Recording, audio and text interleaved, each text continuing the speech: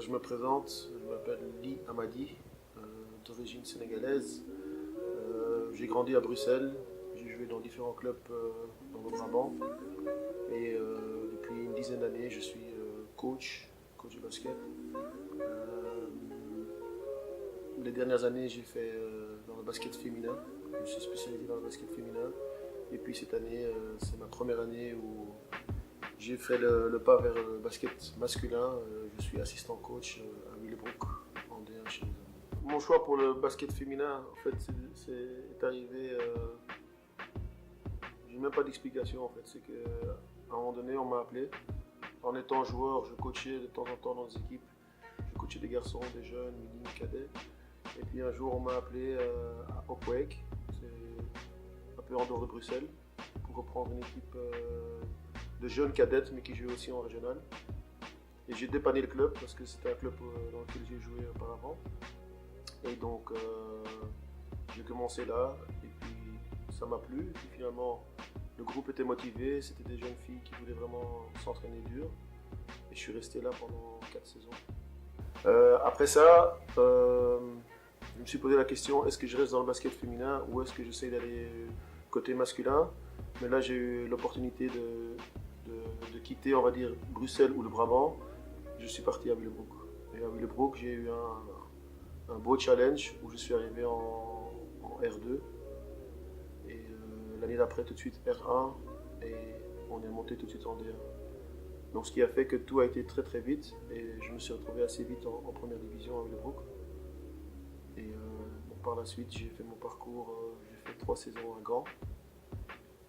Gand, c'était une aventure qui me tenait vraiment à cœur parce que à la base, ma mère elle est gantoise et c'était un peu revenir aux sources parce que je suis né à Gand.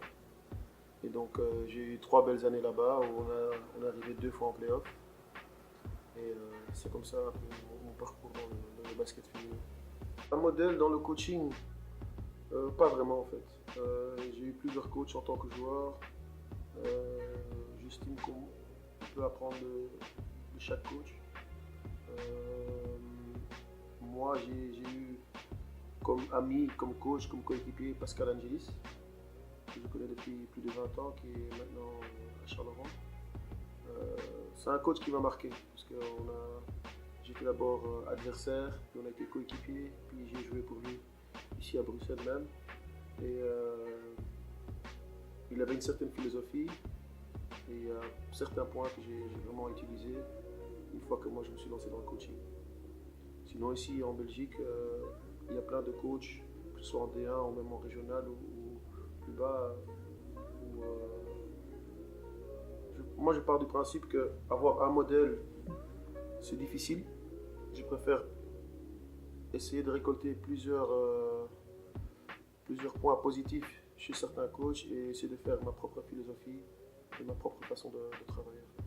Mon objectif en tant que coach, en tant que joueur, je n'ai jamais réussi à arriver au top. J'avais ce rêve-là en tant que gamin d'arriver vraiment en D1 un jour. Je ne suis pas arrivé. Et là, en tant que coach, je me dis, mon premier objectif était d'un jour arriver en première division. Je l'ai fait du côté des filles. J'ai eu l'opportunité cette année de travailler aussi en première division chez les hommes. Et donc, je suis assez sobre pour me dire que voilà, si un jour je peux être head coach en première division, je sais très bien que ce ne sera pas demain, mais ce sera un bon challenge. Mais je suis aussi conscient que voilà, faut apprendre, il faut être patient, il ne faut pas brûler les étapes. Alors mon transfert au Bruxelles, c'est clair, vraiment je suis très content parce que c'est une opportunité de travailler dans un club qui grandit vraiment et qui a beaucoup d'ambition. Je m'y attendais pas. Je m'attendais pas. J'ai eu un premier contact et je me suis dit bon, pourquoi est-ce qu'il devrait me choisir? Parce que je savais qu'il y avait plusieurs candidats. Mais finalement, quelques jours plus tard, le coach m'a rappelé, Serge Crèvecoeur, pour me dire que voilà, ma candidature était vraiment sérieuse pour lui. Et il a fait le choix. Bon, maintenant j'espère ne pas le décevoir. ma motivation là-bas est bien sûr d'essayer d'apporter quelque chose au club, au coach, à l'équipe. Je suis nommé dans l'enseignement, donc quelque part aussi ça a facilité la chose parce que le contrat qu'ils m'ont proposé c'est un contrat professionnel. Donc le fait d'être nommé dans l'enseignement me permet de prendre une pause carrière et me donner à 100% au basket. Donc quelque part c'est un rêve qui se réalise. Donc mon challenge au Brussels, quelque part pour moi aussi c'est revenir à la source. J'ai quitté Bruxelles pendant quelques années en coachant côté anversois et à Gand comme tout à l'heure. Donc revenir sur Bruxelles, gros challenge. Le Brussels, comme vous pouvez le voir, ils ont rempli Forêt Nationale il y a quelques semaines. C'est vraiment un club qui a de grosses ambitions.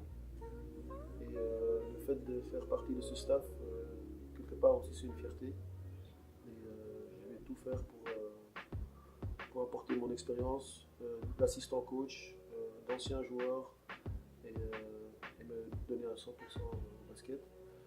Je continue à combiner ça avec le Top Sport, le centre de formation, mais les heures sont limitées.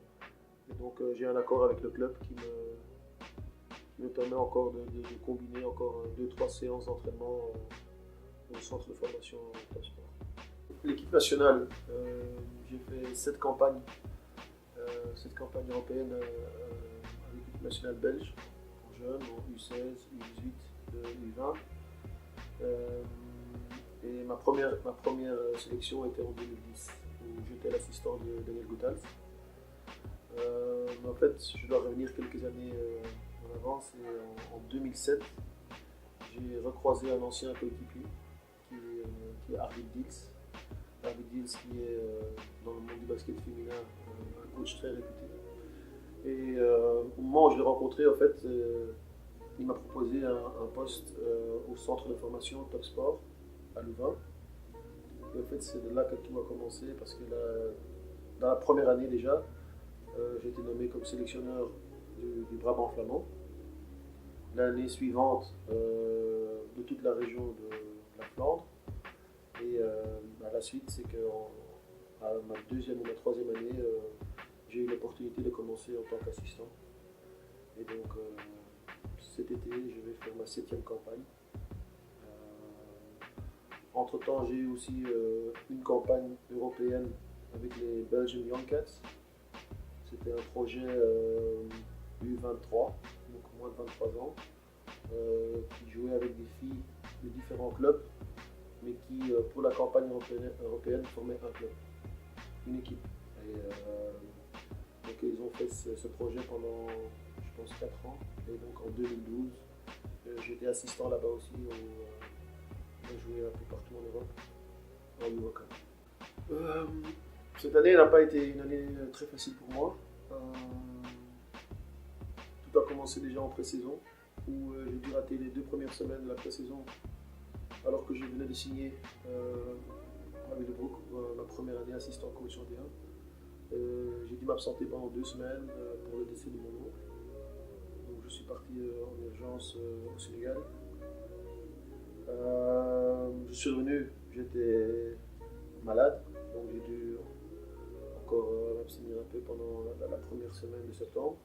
Après ça, quelques mois plus tard, une de mes petites sœurs, parce qu'on est une grande famille, une de mes petites sœurs devait accoucher début janvier. Et donc elle a eu une grossesse parfaite, aucun souci. Et puis le jour même où elle devait accoucher, la grosse panique. Jusqu'à aujourd'hui, les médecins n'ont pas d'explication et malheureusement, elle a perdu son bébé. Elle a perdu son bébé après 10 jours. Donc c'était vraiment un moment très difficile pour moi, mais surtout pour elle et le reste de la famille. Et dans ces situations-là, c'est là qu'on réalise aussi que finalement, on a l'amour pour le basket, pour ce ballon, mais quand des choses comme ça arrivent, on se dit ok, bon, il y a plus que ça dans la vie. Mais malgré tout, il y a plusieurs manières de réagir. Ou bien on commence à déprimer, on baisse les bras, ou bien justement on essaye de garder la force et de continuer à se battre.